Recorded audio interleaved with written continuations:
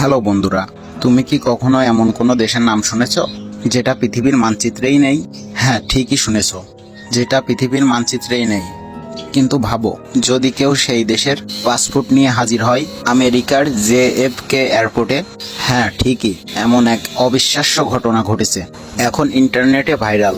যেখানে এক নারী দাবি করছেন তিনি এসেছেন টারজান নামের দেশ থেকে।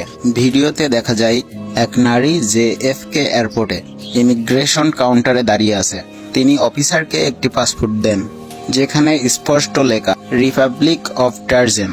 অফিসার প্রথমে অবাক হয়ে যান। তিনি গুগলে খোঁজেন, মানচিত্রে দেখেন, কিন্তু টারজান নামে কোনো দেশই নেই।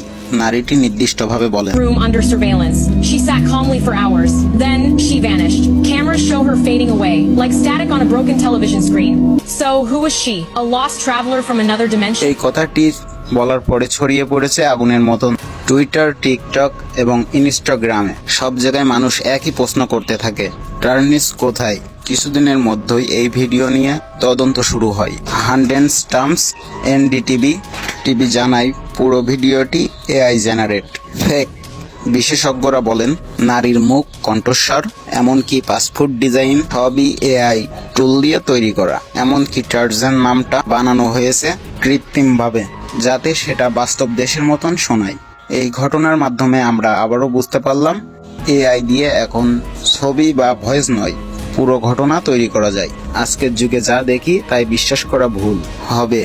ভাইরাল কিছু দেখলে একটু ভাবো, সত্যি নাকি কৌশলে বানানো মিথ্যা।